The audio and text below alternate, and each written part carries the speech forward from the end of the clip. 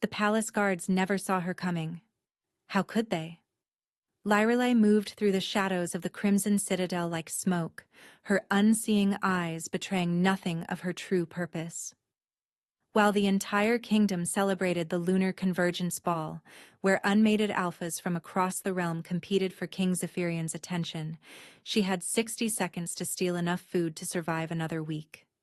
What she didn't know, what would change everything, was that the Alpha King himself stood in those very kitchens, disguised as a common soldier, searching for truth in a world full of beautiful lies.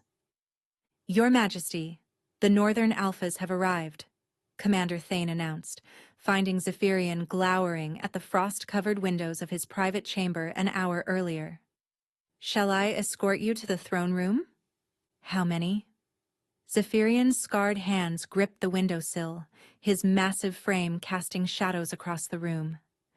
3 years since becoming Alpha King. 3 years of every unmated alpha in the realm throwing themselves at his feet, seeking power, never seeing him. 47 new arrivals, including Duke Castellan's triplet sons. Zephyrian's laugh held no humor. All alphas? Of course, sire. No Omega would dare. Because I decreed it. The words tasted like ash. His father's dying command echoed, "Never take an Omega mate. They make kings weak. Double the guard. I want every entrance watched. My king, forgive my boldness, but hiding in kitchens won't find you a suitable mate." Zephyrian turned, his storm-gray eyes flashing gold. Suitable? You mean politically advantageous? Physically perfect? His voice dropped to a growl. "I built this empire with blood and sacrifice, Thane. I deserve one truth, one real moment, before I chain myself to a loveless bond." Meanwhile, 3 floors below, Lyrelei's fingers traced the familiar stone walls, counting. 27 steps from the servants' entrance. Turn left at the cold spot where winter air leaked through. The kitchen should be empty. The staff would be serving the ball. Her stomach cramped, 3 days without food making her dizzy. Being a blind Omega in Zephyrian's kingdom meant being invisible, worthless. The orphanage had cast her out at 16, 4 years of surviving on scraps and shadows. She slipped through the door, her heightened senses immediately cataloging the space. Bread cooling on the left, dried meat hanging right, the warmth of recently abandoned ovens. Her fingers found a cloth sack, and she began filling it carefully, silently. "You're quite skilled at that." Lyrelei's heart stopped. A male voice, deep and unfamiliar, coming from barely 3 feet away. How had she not sensed him?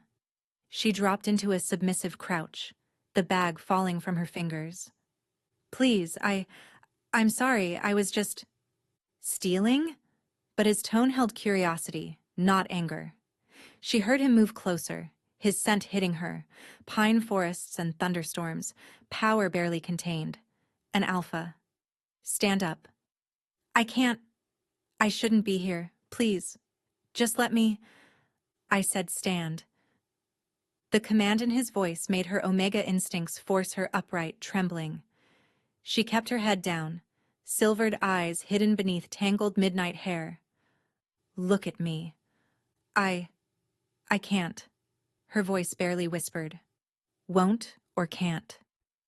Before she could answer, shouts erupted from the corridor. "The blind thief! She's here somewhere." Panic flooded Lyrelei's system. She lunged sideways, but strong hands caught her waist. Instead of restraining her, he pushed her behind him, his body shielding hers as guards burst through the door. "Sir! We're searching for—" The guard stopped. "Soldier! What are you doing here?"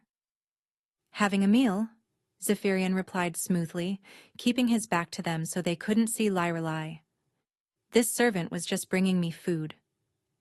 "That's no servant. That's the blind beggar who's been stealing." "Are you questioning me?" His voice carried lethal authority. No, sir. My apologies." After they left, Lyrelei stood frozen, Confusion overwhelming fear. Why would a soldier protect her? They're gone, he said softly. But they'll circle back. Can you run? Not fast enough. Her honesty surprised them both. Then we go up. Before she could protest, he lifted her easily, her weight nothing to his alpha strength. Hold on. As he carried her through secret passages she never knew existed, Lyrelai's mind raced. Who was this strange alpha who smelled like kings but dressed like servants? And why did her Omega instincts, silent for 20 years, suddenly sing at his touch? You're coming with me, he declared, decision made. What? No, I'd rather die than... Lightning flashed outside, illuminating her face for the first time. Zephyrian's breath caught. Those eyes, silver like moonlight, unseeing yet seeing everything. Beautiful, defiant, perfect. The servant quarters Zephyrian brought her to smelled of lavender and clean linen, nothing like the rotting alleys where Lyrelai usually sheltered. She stood rigid near the door, every muscle prepared to flee, even knowing she'd never find her way out of this labyrinth alone. Sit, he commanded, and she heard him pouring water. When did you last eat? That's none of your concern. 3 days. 4? His footsteps approached. Your hands are shaking. Before she could retreat, he pressed warm bread into her palm. Eat. Slowly, or you'll be sick. The first bite nearly broke her. Soft, fresh, still warm. When had she last tasted anything that wasn't stale or stolen? Tears leaked from her useless eyes before she could stop them. No one's shown you kindness before. Not a question. Kindness has a price. She forced herself to stop eating, though her stomach screamed for more. What do you want? I have nothing. You have a name. She hesitated. Lyrelai. Lyrelai. The way he said it, like tasting wine, made her shiver. I'm... Zeph. You're not really a soldier? Also not a question. His presence felt too large, his authority too natural. Tonight I am. She heard him sink into a chair, leather creaking. Tell me, Lyrelai, how does a blind Omega survive 4 years on the streets? By being invisible. She took another small bite. People don't see what they think is worthless. And if someone did see you, then I'd run. You didn't run from me. Her laugh was bitter. You didn't give me that option. Silence stretched between them, broken only by distant music from the ball. Finally, he spoke again. The guards will search all night. You'll stay here. I can't. You will. That alpha command again, but gentler. There's a bed through that door. Tomorrow we'll figure out. A thunderous knock interrupted. Soldier! Open up! King's orders!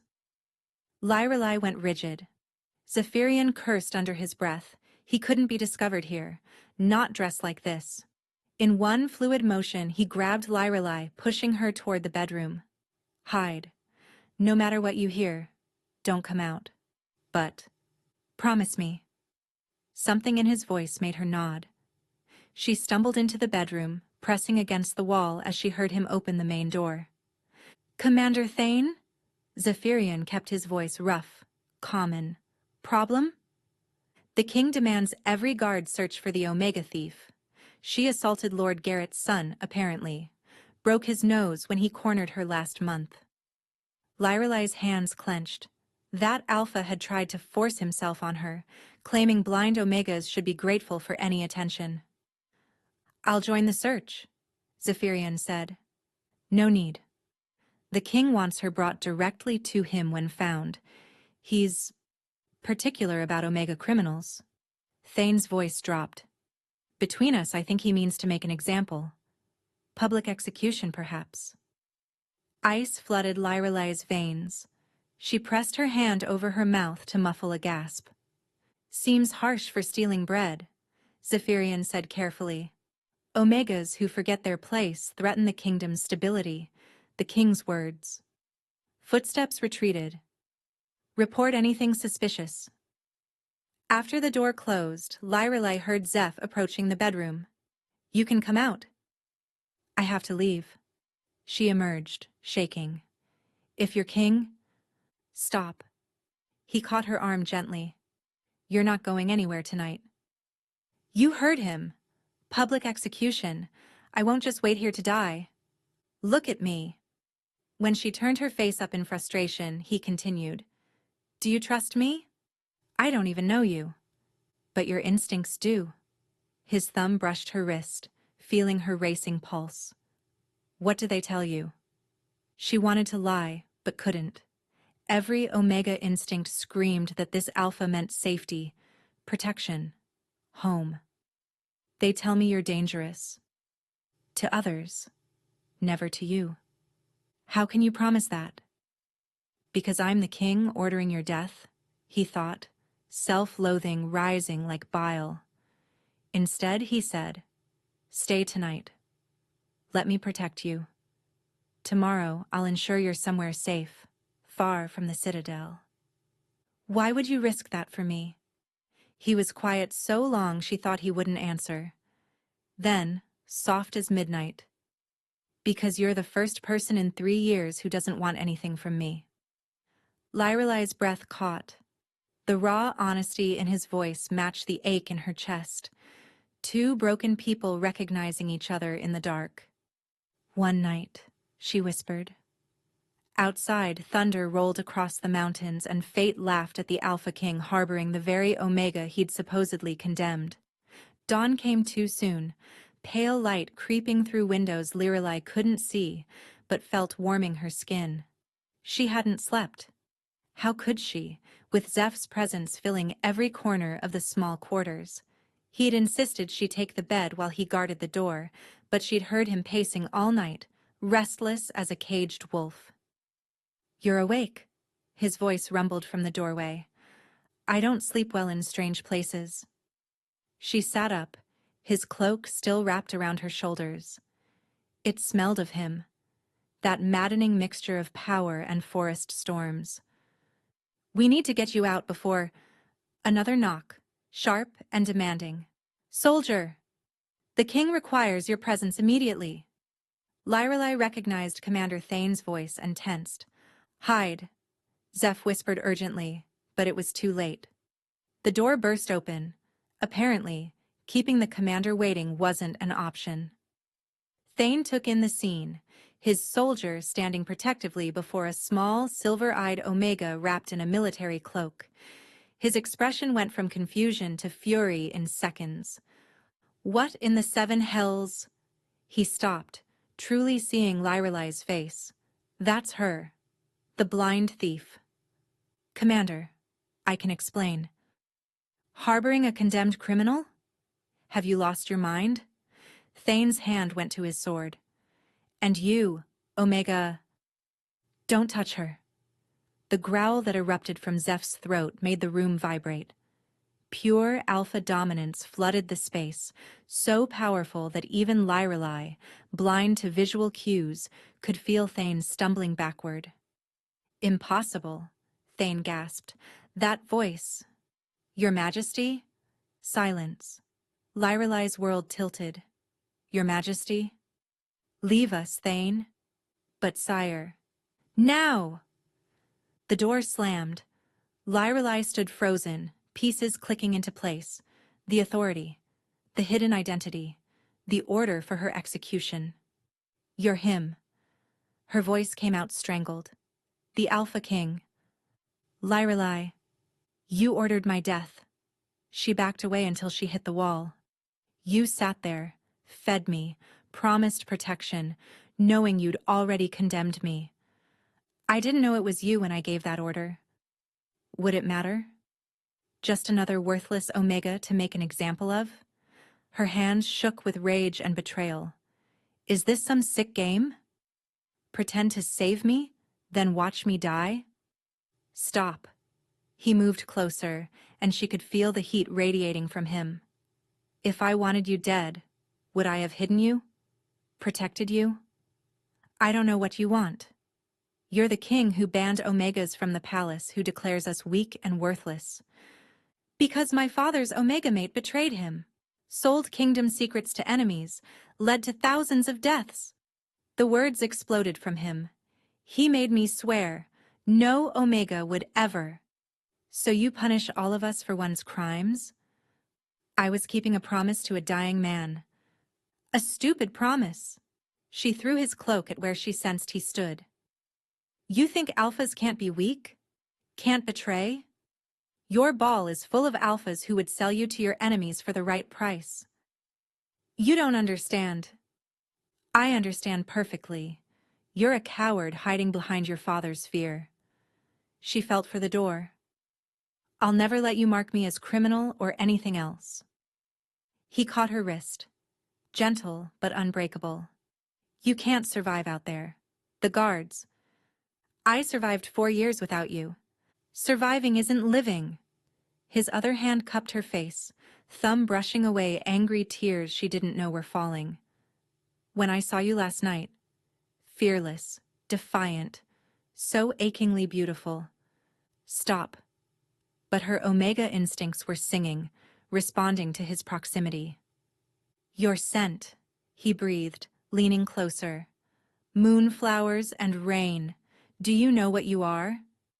A blind, worthless, my mate. The words hung between them like lightning before thunder.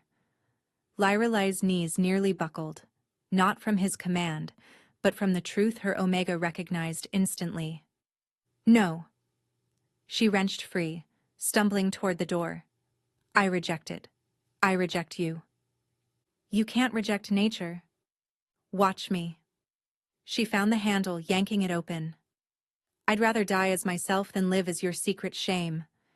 She ran, navigating by instinct and desperation. Behind her, she heard his roar of frustration, felt the palace walls themselves tremble. But she didn't stop. Not when her Omega screamed to return to her Alpha. Not when her heart shattered with each step. She ran toward the unknown, away from the mate fate had cursed her with, the king who could never claim a blind Omega without destroying his crown. 3 days. 3 insufferable days, since Lyrelai had vanished into the labyrinth of the capital's lower districts. Zephyrian stood before his council, barely containing his rage as Lord Garrett droned on about wedding preparations for the Lunar Selections finale. The Northern Duke's daughter has remarkable bloodlines, Your Majesty. Strong sons guaranteed. Enough. Zephyrian's growl silenced the room. Double the city patrols. I want every district searched. For one blind thief? Lord Garrett's son, Mordecai, nose still bandaged from Lyrelai's attack, sneered. Surely the king has better uses for our resources. Question me again, and you'll lose more than your nose. Meanwhile, deep in the Ash Market district, Lyrelai pressed herself against a crumbling wall, listening to footsteps pass. The guard's search patterns had become predictable, but tonight felt different, more urgent. Check every hovel, a guard commanded nearby. The king wants her found before tomorrow's selection ceremony. Selection ceremony? Lyrelai's stomach twisted. Of course, the great Alpha King choosing his perfect Alpha bride while hunting the Omega who dared reject him. She needed to move, but hunger made her dizzy. The bakery across the square had thrown out burned loaves earlier. She'd smelled them, but guards surrounded it now. You look lost, little Omega. The voice came from above. Lyrelai tensed, ready to run. Peace, I'm Nyx. I run the underground shelter. A rope ladder dropped beside her. Unless you'd prefer the guards' hospitality? Against her better judgment, Lyrelai climbed. The shelter was a hidden network of connected rooftops, housing dozens of Omegas. The scent of fear and desperation was overwhelming, but also safety. You're the one who broke Mordecai's nose, Nyx said with approval. Hero to every Omega he's terrorized. I'm nobody special. The king seems to disagree. 50 gold pieces for information on a blind Omega. That's more than most see in a lifetime. Lyrelai's blood chilled. 50? Makes a girl wonder what you did. Or ... quote. Nyx inhaled sharply. Moonflowers and rain. Oh, child, you're a true mate. I'm nothing. Don't lie to another Omega. That scent only happens with true mate bonds. And there's only one unmated alpha in this kingdom powerful enough to turn the city upside down. Before Lyrelai could respond, screams erupted below.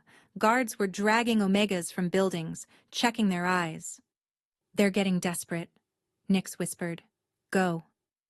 Back room, hidden panel in the floor. It leads to the old tunnels. Why help me? Because if the king's true mate is an Omega, maybe things finally change for us. Lyrelai crawled through the tunnel, emerging near the palace walls just as thunder cracked overhead. Rain began falling, perfect cover for movement but dangerous for navigation. She needed shelter, the palace gardens. She knew a groundskeeper's shed there, abandoned after she'd stolen tools months ago. Risky being so close to him, but guards would never expect it. She scaled the wall, a skill learned through painful trial and error, and dropped into soft grass. The shed was 20 paces east, if memory served. 15 steps in, she froze. His scent hit her like a physical blow. Forest and storm, rage and longing. Hello, Lyrelai.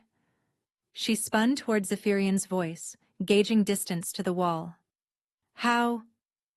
Did I know you'd come here? Because I know you. 3 months ago, you stole garden shears from that shed. 2 months ago, herbs from the medical garden. Last month, food from the kitchens. His footsteps circled her slowly. I've been tracking a ghost, never knowing it was you. Then you know I'm a thief. A criminal. I know you're a survivor. There's a difference. Not to your laws. My laws are about to change. She laughed bitterly. Because you found one acceptable Omega? How generous. Because I found you. He stepped closer, his heat reaching her through the rain. Do you know what these 3 days have been? Agony. My wolf howling for his mate while nobles parade their daughters. Then choose one. Mark her. End this. I can't. The raw pain in his voice stopped her retreat. Every time I look at them, I see your eyes. Every scent is wrong because it isn't yours. You've ruined me, Lyrelai. Completely. I didn't ask to be your mate. And I didn't ask to love you. The words hung between them, heavy as thunder. But here we are. You don't even know me. Then let me. His hand found hers in the darkness, not grabbing, just offering. Stay. The rain intensified, masking the tears on both their faces. Lyrelai stood at the crossroads, run and survive alone, or risk everything on an impossible king. Why do you smell so familiar? She whispered, her heightened Omega senses detecting something deeper. Beyond the mate bond, there's something else. Underneath the alpha dominance I sense. His silence stretched too long, hiding secrets that would shatter everything. The question hung between them until a horn blast shattered the moment. 3 sharp notes that made Zephyrian curse. The selection summons. His hand tightened on hers. I have to... Go. Lyrelai pulled away. Choose your perfect alpha bride. Come with me. To watch you select someone else? How cruel, do you think? As my guest. Under protection, no one would dare touch you. Your guest? Her laugh was razor sharp. The blind Omega in rags among alphas in silk? They'd know instantly what I am to you. Then let them... Stop. She backed away. You need an alpha queen. Someone strong, worthy. You are worthy. I can't even see you, The words ripped from her throat. I don't know if you're handsome or scarred, tall or short. I navigate by counting steps and remembering echoes. What kind of queen? He moved so fast she didn't sense it until his arms caged her against a tree. You see me better than anyone with sight ever has. Pretty words don't change reality? Then let me show you reality.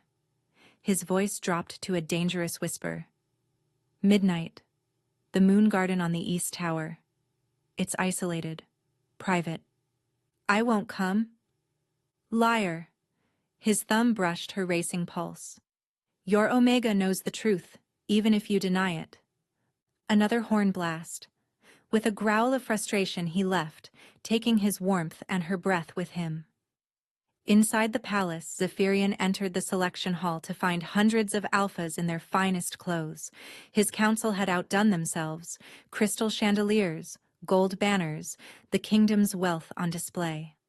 Your Majesty, Duke Castellan's daughter, Seraphina, glided forward in crimson silk. I've been hoping to speak with you. As have we all.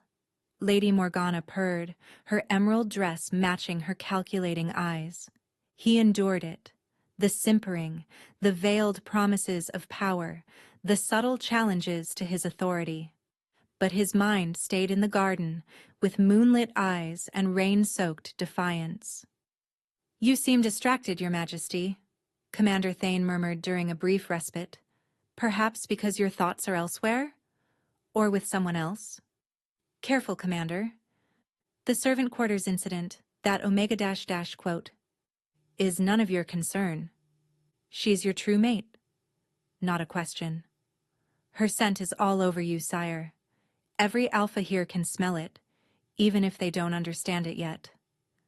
Zephyrian's eyes flashed gold. Your point? Make a choice. Either claim her publicly or let her go. This half measure will destroy you both. Meanwhile, Lyrelei paced the abandoned shed, arguing with herself. She shouldn't go. It was beyond foolish. Yet as midnight approached, her treacherous feet carried her through secret paths toward the East Tower. Her Omega senses, heightened by years of blindness, picked up more than just scents and sounds. She could detect the subtle markers and pheromones that others missed, including the faint Omega traces buried deep beneath Zephyrian's alpha dominance. It made no sense, but her instincts never lied. The Moon Garden was legendary. She'd heard servants describe it. Designed for night-blooming flowers, their fragrances supposedly divine. She found the entrance, hesitating. You came. His voice was soft, wondering. To tell you this is impossible. Come here. When she didn't move, he added, Please. She stepped forward cautiously, gasping when her feet touched soft petals. What? Moon roses. They bloom only in darkness, petals pale as starlight. He took her hand, guiding her deeper into the garden. Here, vampire orchids. They smell like chocolate and copper. Wonder crept into her voice despite herself. And these? He lifted her hand to touch velvet leaves. Are ghost flowers. They sing. Plants don't sing. These do. Listen. In the silence, she heard it. A faint humming from the blooms, like distant chimes. How is this possible? Magic. Old as the kingdom itself. His hand settled on her waist. Dance with me. There's no music. There's the ghost flowers, the night wind, your heartbeat. He pulled her closer. Dance with me, Lyrelei. She shouldn't. But her body moved without permission, swaying with his. He guided her expertly, never letting her stumble, making her feel graceful for the first time in her life. The alphas at the selection, she whispered against his chest. They're all beautiful, aren't they? They're all lies. His hand splayed across her back. Painted masks and practiced smiles. You're the only truth I've found. Zeph -- Meet me here, every night until you believe me. Someone will notice. Then let them. His lips brushed her hair. I'm tired of hiding. A bell tolled. 1 a.m. She pulled away. I have to go. Tomorrow? She shouldn't promise, but with ghost flowers singing and his scent wrapping around her like home, she whispered, tomorrow. As she left, neither noticed the figure watching from the shadows, Mordecai's bandaged face twisted with cruel satisfaction. Tomorrow indeed, he murmured, already planning his blackmail. Meet me at midnight, or I'll tell everyone your secret. The note had been slipped under her shelter door at dawn. No signature needed. She recognized Mordecai's cologne, that cloying scent of entitlement. Lyrelei crumpled the paper, mind racing. He'd seen them, which meant Zephyrian was compromised. She found Mordecai in the palace's lower courtyard at midnight, his smile predatory even though she couldn't see it. She could hear it in his voice. The blind Omega and the king. What a scandal. What do you want? Justice. You broke my nose, humiliated me. The king protected you. Now you'll both pay. He circled her slowly. Tomorrow's the final selection ceremony. You'll attend as my servant. Never. Oh, you will. Because if you don't, I'll announce to the entire court that their king has been meeting secretly with a blind Omega, the same one he supposedly condemned. His fingers traced her jaw. She jerked away. Imagine the chaos. The strong Alpha King, brought low by a defective Omega. I'm not defective, aren't you? Can't even see the kingdom you'd supposedly help rule. But don't worry. After tomorrow, it won't matter. You'll watch him choose an Alpha bride, then disappear forever. Or I destroy him. Lyrelei's hands clenched. He'd survive scandal. Would he? The northern armies already question his strength. Lord Garrett seeks any excuse for challenge. Your existence would be the weapon they need. Mordecai's voice dropped. Choose, Omega. Your humiliation, or his destruction. Meanwhile, Zephyrian stood in the moon garden checking the time again. Past midnight. Where was she? She's not coming. Thane emerged from the shadows. I told you to stop following. Mordecai has her. Ice flooded Zephyrian's veins. What? He saw you both last night. Now he's leveraging it. Thane's expression was grim. She's protecting you, sire. Where are they? Lower courtyard, but if you go there. Zephyrian was already moving, alpha rage making his eyes burn gold. He found them just as Mordecai grabbed Lyrelei's wrist. Release her. The command vibrated with lethal power. Mordecai didn't cower. He smiled. Your Majesty. Finding you here, defending the condemned Omega. How interesting. Your last warning. Is it? Strike me, and everyone wonders why. Defend her publicly, and questions arise. Mordecai pulled Lyrelei against him. She struggled but couldn't break free. Unless you'd prefer I tell them now? I'm sure Lady Seraphina would love to know why you've been distracted. Name your price. Zephyrian's voice was death itself. Already settled with the Omega. She'll serve at tomorrow's ceremony. Watch you choose another. Then vanish forever. Mordecai's grip tightened. Unless you'd prefer revelation? Lyrelei. It's fine. Her voice came out steady, though her heart shattered. Lord Mordecai and I have an understanding. See? She agrees. Mordecai released her with a shove. Tomorrow, little Omega. Don't be late. After he left, Zephyrian caught Lyrelei before she could flee. You're not doing this. I have to. I'll handle Mordecai. How? Kill him? Exile him? Either reveals the truth? She touched his face, memorizing it through her fingertips. You need to be king more than you need me. You're wrong. He pressed her hand to his heart. Feel that? It only beats for you. Hearts lie. Not mine. Not about this. He pulled her closer, and suddenly his lips were on hers. Desperate, consuming, everything she'd dreamed and feared. She kissed him back, pouring all her love and goodbye into it. When they broke apart, both were shaking. "Don't come tomorrow," he whispered against her lips. "Run. I'll find you after." "Stop." She pulled away. "Choose an alpha. Be the king they need." "Lyrelei." "Your scent, Zeph." "My heightened senses detect what others miss. Beneath your alpha dominance, there are omega markers. Faint, but there. Something they've hidden from you." "What are you talking about?" But she was already disappearing into shadows, leaving him with only the ghost of her kiss and words that made no sense. Within hours, revelations would shatter the kingdom's foundation. Tonight, she could pretend love was enough. Tonight, she could pretend goodbye wasn't forever. The ghost flowers sang mournfully as Zephyrian stood alone, unaware that his entire life had been built on a lie, one that a blind Omega had sensed when no one else could. The selection ceremony hall glittered with calculated perfection. Hundreds of alpha nobles filled the space, their scents mixing into a nauseating cocktail of ambition and desperation. Lyrali stood in servant's gray behind Mordecai's chair, her presence invisible to most, just another Omega serving their betters. "Magnificent turnout," Duke Castellan boomed to his daughter. "Seraphina, dear, remember, strength and submission perfectly balanced. The king responds to power."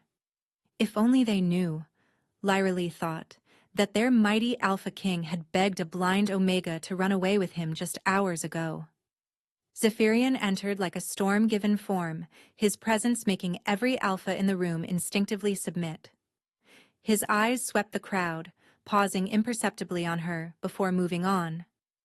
"Lords and ladies," Commander Thane announced, "His Majesty will now hear final presentations from the chosen candidates." Lady Morgana went first, offering military alliances.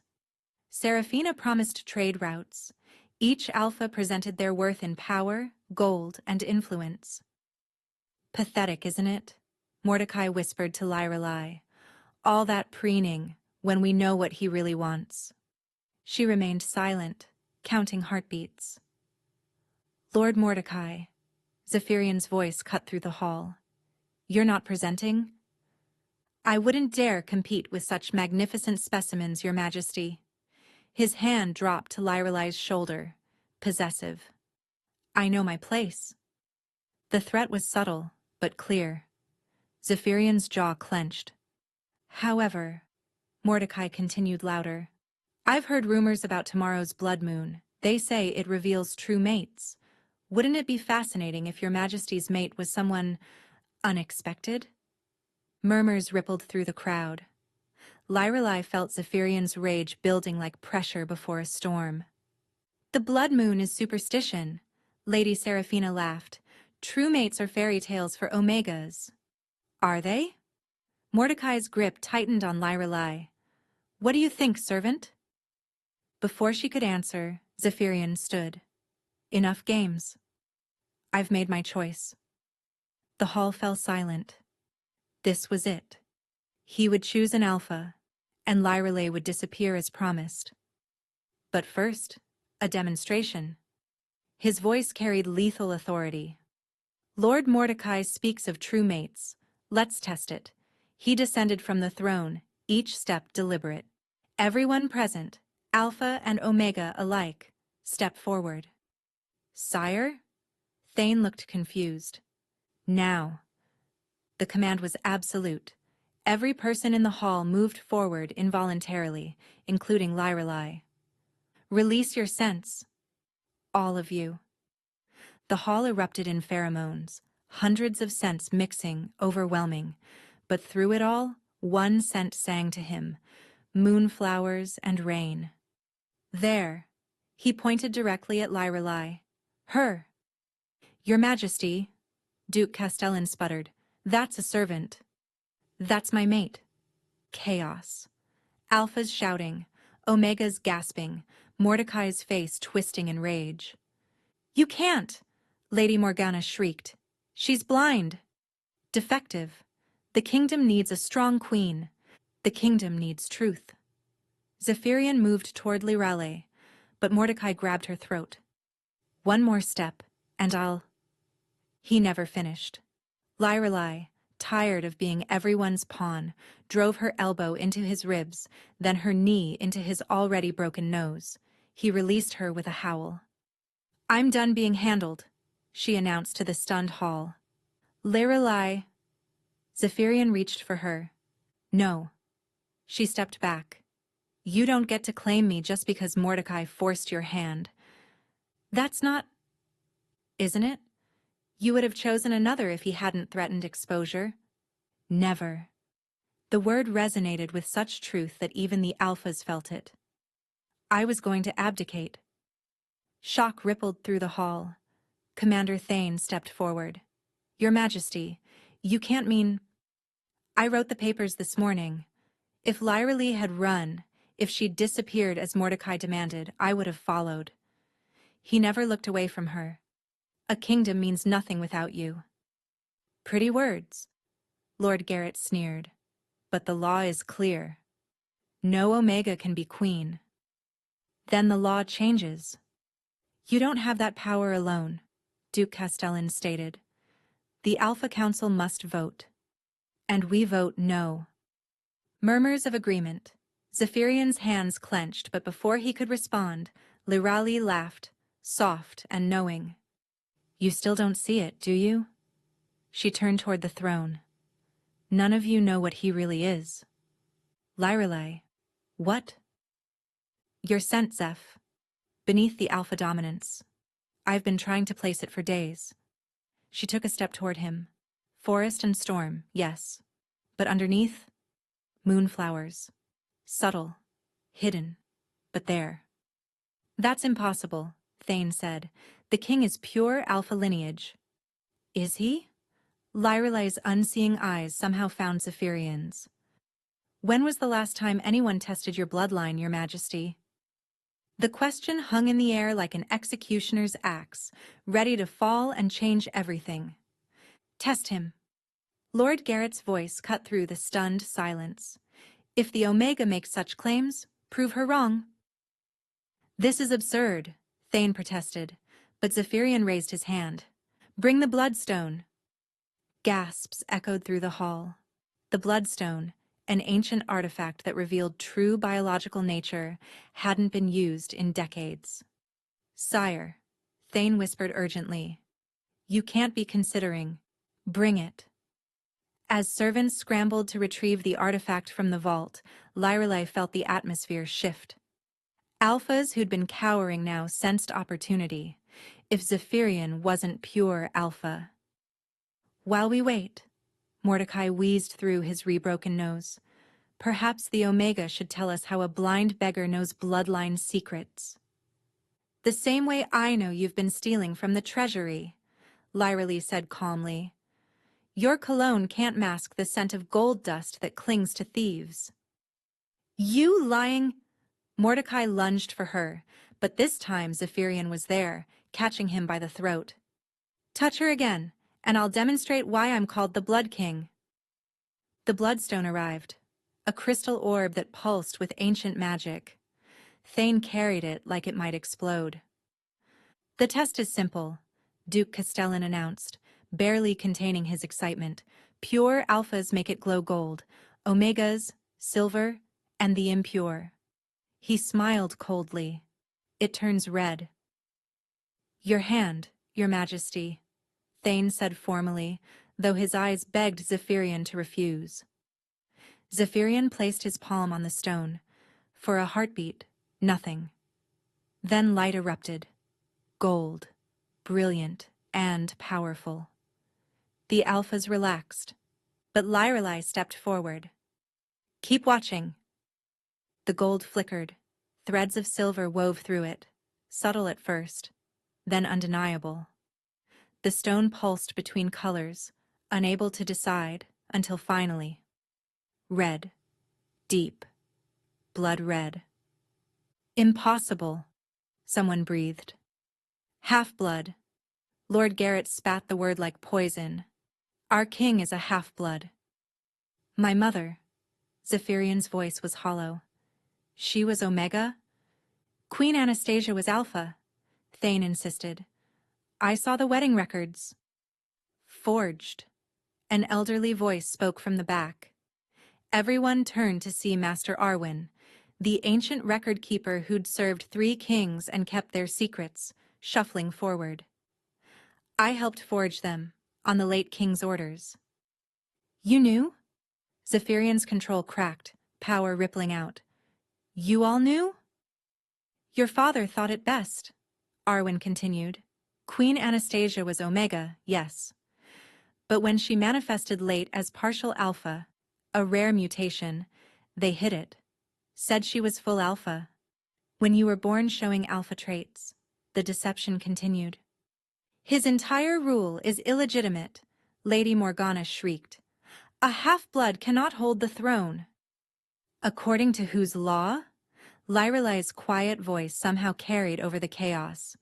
The same laws that say Omegas are worthless, that blind ones should be cast out to die? Natural order, Duke Castellan began, is a lie you tell yourselves to keep power. She moved toward Zephyrian, who stood frozen by the revelation. He's been the strongest king in generations. Built the greatest kingdom, won impossible wars. Did his blood make him weak? But tradition. Tradition said I should have died at birth because my eyes didn't work. Tradition says Omegas can't fight, yet I broke Mordecai's nose twice. She found Zephyrian's hand, intertwining their fingers. Maybe tradition is wrong. Pretty speech, Lord Garrett sneered, but the Alpha Council has final say. And I call for immediate removal. His words choked off. Every Alpha in the room suddenly dropped to their knees, overwhelming pressure forcing them down. But it wasn't coming from Zephyrian, it was coming from Lyrelai. What? Thane gasped, fighting against the command but failing. Surprise, Lyrelai said softly. Blindness wasn't the only thing I've been hiding. Her scent exploded through the hall, not just moonflowers and rain, but something ancient, powerful. Omega, yes, but also something more, something that made even Zephyrian's knees weak. True Omega, Master Arwen whispered in recognition. I thought they were extinct. Not extinct, Lyrelai corrected. Hidden, hunted. Killed when found because we threaten the Alpha superiority myth. She released her hold, letting the Alphas stumble upright. An Omega who can command Alphas? Your greatest nightmare. You planned this, Zephyrian said, understanding dawning. You knew what would happen. I suspected. Your scent, the Bloodstone's reaction, pieces of a puzzle. She turned toward the crowd. So here we stand. A half-blood king and a true Omega, both impossible by your standards, both proof that your categories mean nothing. This changes nothing, Duke Castellan snarled. We reject you both. Then you reject the kingdom's salvation, a new voice interrupted. Everyone turned to see 3 figures in ancient robes entering the hall, the Oracle Council, who hadn't left their mountain temple in 50 years. The blood moon rises in 6 hours, the lead oracle announced, and with it, prophecy awakens. The half-blood king and the blind oracle, together, they'll either save the realm or watch it burn. What prophecy? Thane demanded. The oracle's milk-white eyes fixed on Lyrelai. The one written at her birth. The one that said she would either destroy the old world or create a new one. Seize them both, Lord Garrett commanded, but no guard moved. They looked between their revealed half-blood king and the true Omega, who'd brought Alphas to their knees, paralyzed by indecision. The Oracle speaks of fairy tales, Duke Castellan said desperately. Prophecies aren't real. The northern wastes advance, the lead oracle interrupted. Even now, the Void Sovereign marshals his forces. He knows what you refuse to see, that only united bloodlines can stop him. The Void Sovereign is a myth.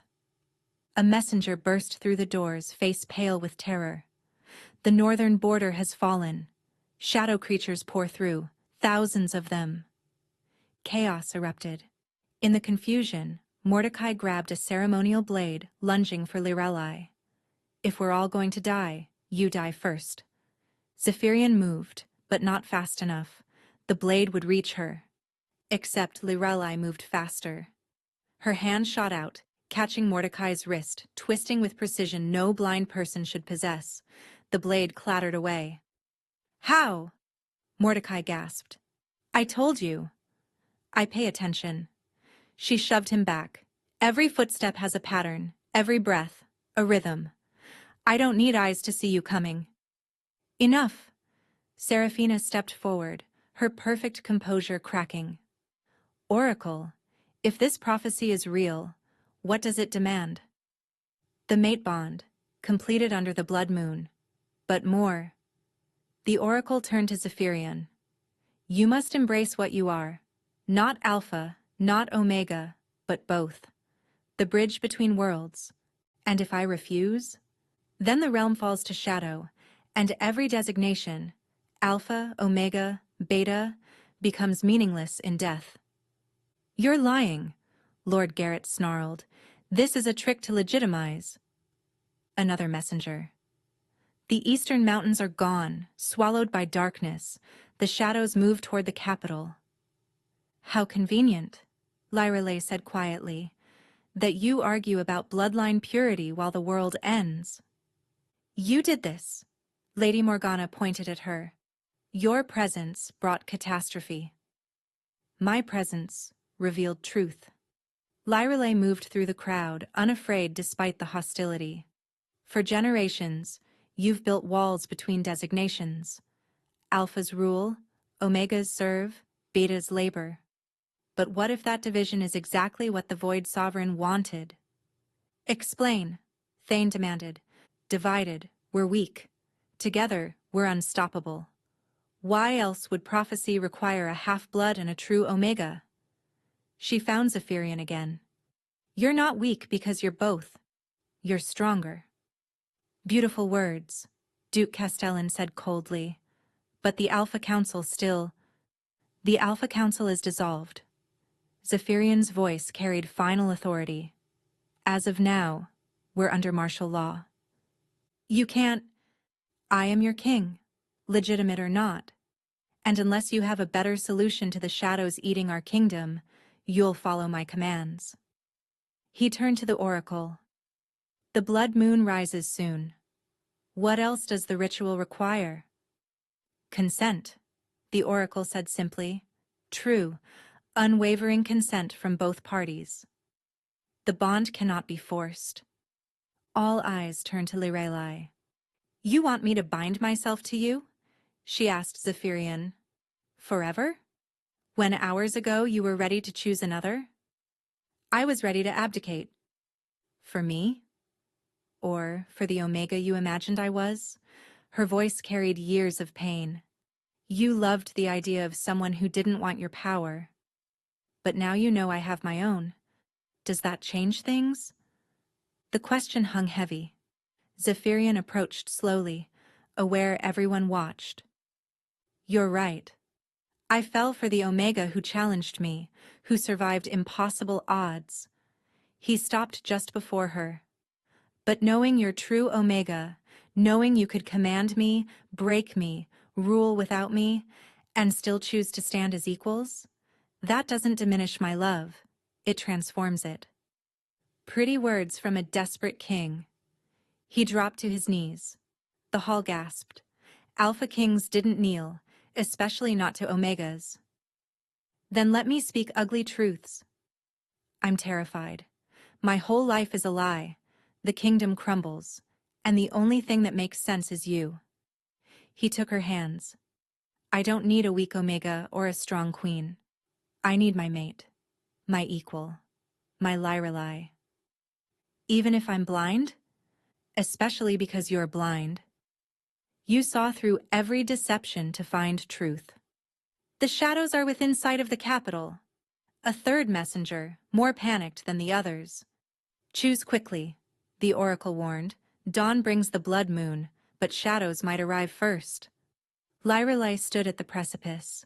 Accept, and bind herself to a half-truth king and a dying kingdom. Refuse, and watch everything burn. You want my answer? She pulled Zephyrian to his feet. Then I have conditions. Name them. When we survive this, Omegas get full rights. All restrictions lifted. Done. The Alpha Council is replaced with equal representation. Agreed. And you mark me here now, before everyone. No hiding. His eyes flashed gold. You're certain? I was born for chaos, Zeph. Might as well embrace it. She tilted her neck, offering, mark me and let's save the world. But as he leaned in, shadows exploded through the windows, bringing nightmares with them. Shadow creatures poured through the shattered windows, writhing masses of darkness with glowing violet eyes. Screams filled the hall as nobles scrambled for exits. Hold the line! Zephyrian roared, his half-blood nature suddenly an advantage as both alpha and omega energies erupted from him, creating a barrier. But there were too many. For every shadow destroyed, 3 more appeared. We need to complete the bond, the oracle shouted. Only united can you— A massive shadow, larger than the rest, materialized directly before them. When it spoke, its voice was like grinding stone. The blind oracle and the false king. How poetic. The shadow solidified into a towering figure, the void sovereign himself, beautiful and terrible. Did you think prophecy was your salvation? Prophecy is my design. Impossible, the oracle gasped. The ancient texts. I wrote the ancient texts, fool. Every word crafted to lead to this moment, his violet eyes fixed on Lyrelai, the true Omega who would unite the bloodlines, and in doing so, create the perfect vessel for my return. You're lying, Zephyrian snarled, pulling Lyrelai behind him. Am I? Why do you think true Omegas were hunted to extinction? Not because they threatened alpha dominance, because they were my greatest creation. Beings who could bridge all designations, channel all energies. The Void Sovereign smiled coldly. And when marked by a half-blood under the blood moon, they become powerful enough to host a god. The truth hit like ice water. The prophecy wasn't salvation, it was a trap. You planned this for centuries, Lyrelai said, understanding dawning. Every law dividing designations, every tradition keeping us apart. Carefully cultivated to ensure when unity finally came, it would be desperate. Forced. Without time to consider consequences. The Void Sovereign approached, shadows writhing around him. Mark her, boy. Complete the bond. Give me my vessel. Never, Zephyrian growled. Then everyone dies. The Void Sovereign gestured, and shadows began consuming nobles one by one. Lord Garrett's screams cut off as darkness swallowed him whole. Stop! Lyrelai stepped forward. It's me you want. Let them go. Lyrelai, no. He's right, Zeph. The prophecy was always about creating a weapon. She faced the Void Sovereign without fear. But prophecies are tricky things. Child, you cannot. Can't I? Power rippled from her, not commanding, but something else. Something the Void Sovereign hadn't expected. You forgot one thing in your centuries of planning. True Omegas weren't just bridges between designations. We were judges of truth. What are you? Every lie you've told, every deception you've woven, I can feel them. More importantly, I can unravel them. She raised her hand, and silver light erupted from her palm. "You're not a god. You're not even truly sovereign." The shadows recoiled. For the first time, fear flickered in violet eyes. "You're the first true Omega," she continued, stepping closer. "Transformed by your own experiments, neither Alpha nor Omega but something between. Something broken. Silence. You've been searching for a vessel not to conquer, but to be whole again, to feel complete." Her unseeing eyes somehow found his. "I understand that loneliness." "Lyrelei, don't," Zephyrian warned, but she continued forward. "You know my secret?" She addressed the hall, the kingdom, the world itself. "Fine. I'll share yours." She touched the Void Sovereign's chest, and his form flickered, revealing something beneath. An elderly man, scarred and withered, tears streaming down his face. "Keras," Master Arwen breathed, "the first king's Omega son. You were exiled for being born wrong. I was exiled for being born both." Keras/Void Sovereign raged. "Neither Alpha enough nor Omega enough. So I made myself something more, something worse." "You became what they feared to prove them right," Lyrelei said softly. "But you don't have to be." "It's too late." "It's never too late." She turned to Zephyrian. "Mark me. But the prophecy? Prophecies can be rewritten." She smiled, finding his face with her fingers. "Trust me. Trust us." Zephyrian looked between the ancient enemy and his impossible mate. The kingdom hung in balance, the shadows pressed closer. "Together?" he asked. "Always." As his fangs descended toward her neck, Keras lunged forward. "No. You don't understand what you're doing." But Lyrelei did. As Zephyrian's mark burned into her skin, she grabbed Keras's withered hand, creating a circuit between all three. "I'm not your vessel," she gasped through the pain. "I'm your redemption."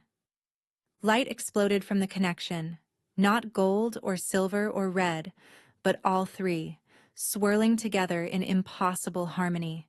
The mark completed, but changed. Not dominance or submission, balance.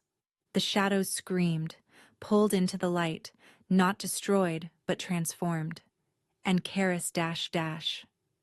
Keras fell to his knees, looking at his hands in wonder. They were whole.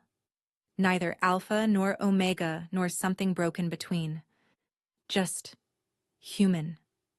"You freed me," he whispered. "How?"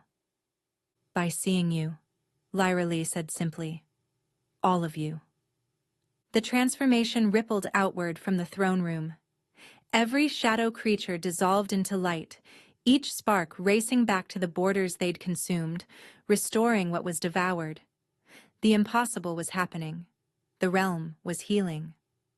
But in the epicenter, Lyrelei collapsed. "Lyrelei!" Zephyrian caught her, feeling their new bond pulse with unstable energy. Her skin burned with fever, the mark on her neck shifting between colors like living aurora. "The power," Keras said, his voice now fully human, aged but clear. "She took the burden meant to destroy. She's channeling the reunification of all bloodlines. It's too much for one body." "Then take it back," Zephyrian snarled. "I can't." She changed the nature of the bond itself. Keras approached cautiously, but perhaps Oracle, the blood moon. The lead oracle understood immediately. "The celestial alignment. If we can get her beneath the blood moon when it reaches apex, the lunar energy might stabilize." "That's in 10 minutes." Thane checked the astronomical clock. "The moon garden." Zephyrian was already running, Lyrelei in his arms. The court followed. Alphas, Omegas, Betas, all designations racing together. Even Duke Castellan and Lady Morgana, their prejudice momentarily forgotten in the face of losing the one who'd saved them all. The moon garden glowed eerily under the crimson moon, the ghost flowers singing a mournful symphony. Zephyrian laid Lyrelei among the moon roses, their pale petals immediately turning red as they absorbed excess energy from her body. "It's not enough," the oracle said. "She needs an anchor. Multiple anchors. The bond must be witnessed and supported by all bloodlines." Then we witness. Nyx appeared with dozens of Omegas from the underground shelter. "She saved us. We stand with her." "As do we." Commander Thane stepped forward with the palace guards, alphas and betas alike. One by one, they formed a circle. Duke Castellan hesitated, then joined. Seraphina followed. Even Mordecai, nose bandaged and pride shattered, took his place. "What do we do?" Zephyrian asked desperately. Lyralai's breathing was getting shallow. "Share the load," Kira said, understanding dawning. "She's trying to hold all designation energies alone, but if we all channel together..." He placed his restored hands on the ground. "Everyone, connect. Touch the earth, the person next to you. Create a living circuit." The blood moon reached its apex, bathing everything in crimson light. The moment the celestial alignment completed, Lyrelai's back arched, a scream tearing from her throat. "Now!" Kiris commanded. "Open yourselves. Let the energy flow through you, not just her." The effect was instantaneous and overwhelming. Every person in the circle gasped as power surged through them, not painful, but profound. For a moment, every alpha felt what it was to be Omega. Every Omega experienced alpha strength. Betas felt both, and neither. The rigid boundaries dissolved. In that shared moment, they finally understood. "By the ancient gods," Duke Castellan whispered, tears streaming down his face. "The fear, the constant submission Omegas endure." "The crushing weight of expectation alphas carry," Seraphina added, trembling. "The invisibility of betas, always overlooked," a guard murmured. But Lyrelei was still convulsing, the mark on her neck spreading like silver vines across her skin. "It's not enough," the oracle cried. "She needs..." "Me," Zephyrian said suddenly. "She needs her mate to accept what she's becoming." He cupped her face, pressing his forehead to hers. "Lyrelei, hear me. Feel me. You're not alone in this transformation." Through their bond, he pushed everything. His love, his truth, his own transformation from false Alpha King to something real. The acceptance of his half-blood nature, the promise of their future. "Come back," he whispered against her lips. "Come back to me." For a heartbeat, nothing. Then her eyes fluttered open, except they weren't just silver anymore.